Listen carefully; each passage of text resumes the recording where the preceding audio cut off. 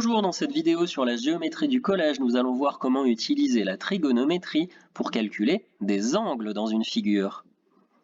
Je clique donc en bas ici sur calculer un angle et je me retrouve avec plusieurs méthodes. Il y a bien entendu la méthode de la somme des angles dans un triangle. Si on connaît deux angles, on peut calculer le troisième angle, sachant que la somme des trois doit être égale à 180 degrés.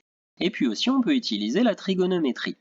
Pour utiliser la trigonométrie, il faut avoir un triangle rectangle, ça c'est très important, et connaître deux longueurs dedans qui nous permettront de trouver un angle. Je clique. Voici trois exemples. Dans le premier exemple, nous avons bien un triangle rectangle et deux longueurs, on cherche un angle. Deuxième exemple, un triangle rectangle et deux longueurs, on cherche un angle. Troisième triangle, il est rectangle lui aussi, on connaît deux longueurs et on cherche un angle.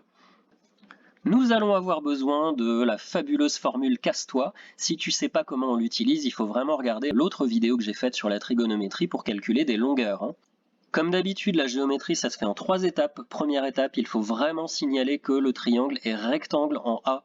Si on n'a pas un triangle rectangle, ça ne marche pas. On ne peut pas utiliser la trigonométrie. Ici, nous, on peut.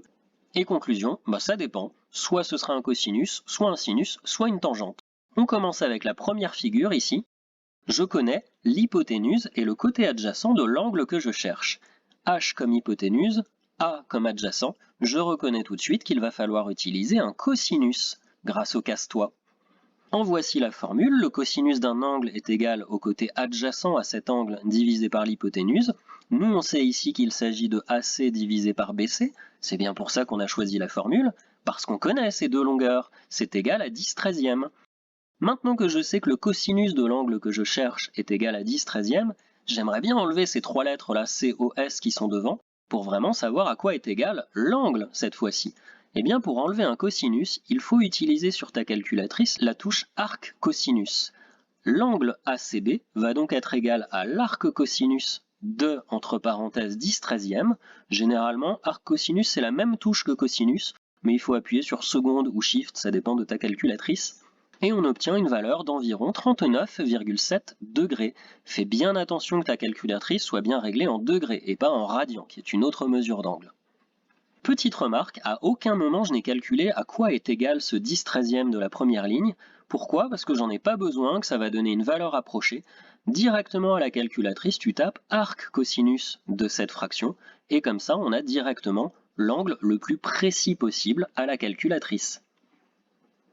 Passons au deuxième exemple. Cette fois-ci, je cherche l'angle qui se trouve en C, mais je connais son côté opposé, ainsi que l'hypoténuse.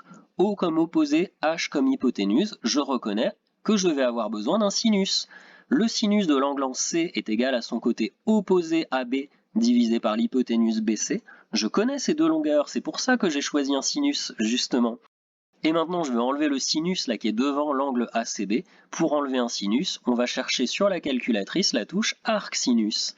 Et l'angle ACB est égal à l'arcsinus entre parenthèses de 6/11, ce qui donne environ 33,1 degrés. Enfin, dernier exemple, par rapport à l'angle qui se trouve au niveau du point C, là l'angle que je cherche, je connais son côté opposé et son côté adjacent. La formule qui correspond, c'est la formule de la tangente, qui est égale à l'opposé sur l'adjacent. Je connais le côté opposé, je connais le côté adjacent, c'est AB sur AC, c'est donc 7/9. T'as compris comment ça marche, pour enlever un cosinus, on fait arc cosinus, pour enlever un sinus, on fait arc sinus, pour enlever une tangente, on fait arc tangente. Et donc l'angle ACB cherché est égal à l'arc tangente de 7/9, c'est-à-dire environ 37,9 degrés. Le plus important dans tout ça, c'est vraiment de bien maîtriser les trois formules du casse-toi, et aussi de ne pas oublier au tout début de ta réponse de bien indiquer que le triangle ABC est un triangle rectangle en A. Pas de triangle rectangle, pas de trigonométrie.